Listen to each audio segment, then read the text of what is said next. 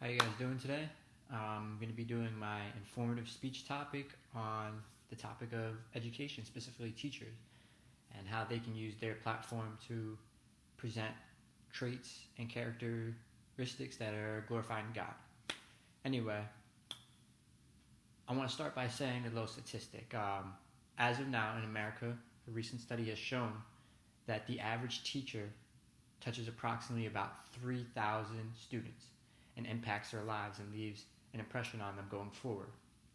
Now, I'll venture to say that most of you in this room, regardless of your educational background, have had to deal with either a teacher, a tutor, or an educational aide at some point in your life. I personally can testify that I've had some outstanding, excellent teachers that are great at their job throughout middle school, high school, and even college at Liberty University. And I've also personally grew up in a household where both of my parents worked in the education system, one being a lifelong teacher who dealt with all ages from preschool even up until high school. That being said, I could testify that teaching is a platform that does allow a person to exemplify traits that are glorifying to God, such as love and kindness, patience, along with humility. And I want to get into each of these specific traits. First, I'd like to start off by saying how a teacher can share the trait and the glorifying characteristic of love and kindness to all students and their parents. A lot of times as teachers, you have to interact with not only the student themselves, but the teacher during, but the parent during conferences, during meetings, during phone calls, different times you communicate with the family itself and the parent and guardian of the student. You have to be able to show love and kindness in a constructive way to the parents. A lot of times, parents will get defensive on the phone when you speak about their child in a certain way, and that is up to the teacher now at that point to show love and show kindness to each individual that they encounter. Another way they can show love and kindness is to one-on-one talking with the student. Anytime they have an issue with the student or a criticism, they can put it constructively in a loving, kind way that the student will understand it and receive it in a more loving manner. Next, I'd like to address the idea of how students can be impacted by a teacher and how the teacher shows humility.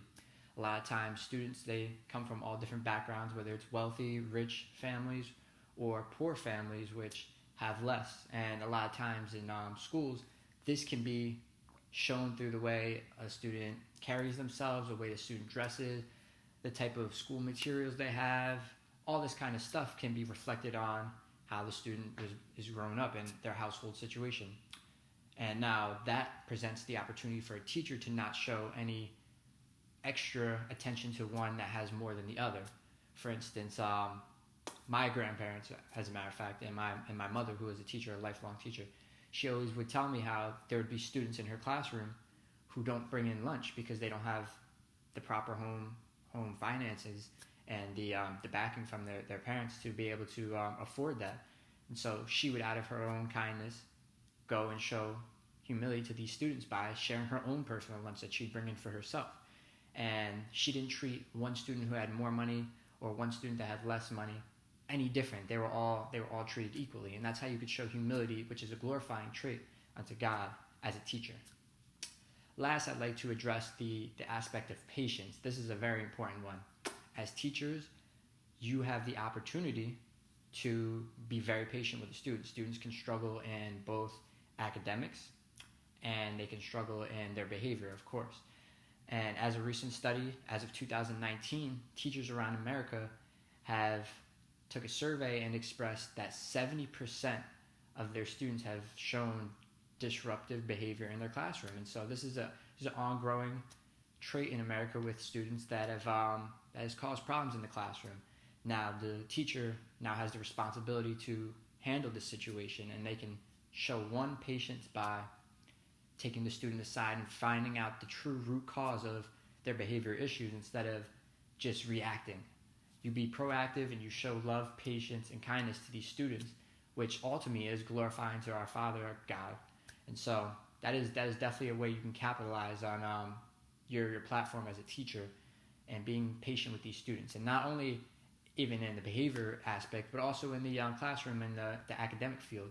Some students may take longer to understand certain concepts, and that's when the teacher can take them aside and one-on-one tutor them and take them step by step in a way that they can understand it easier. Find out the way they receive learning, whether it's hearing, whether it's seeing, whether it's doing. A lot of people have different learning styles, so that's up to the teacher to be patient with each individual student along with the classroom as a whole. And so in summarization, I want to say that teaching is a profession that presents the person an opportunity to be glorifying to God in their platform by showing traits of, once again, love, kindness, humility, and patience. And these are all glorifying traits to God. And we see that as Jesus says in the Gospels, love each other as you love yourself, treat others how you would like to be treated. And in America, we like to call that the golden rule, but that is actually biblical. So these things are all glorifying to God, these traits that we can show as teachers. And so if that's something you are interested in, teaching, this is definitely a profession for you and a way you can use your opportunity to glorify God. Thank you.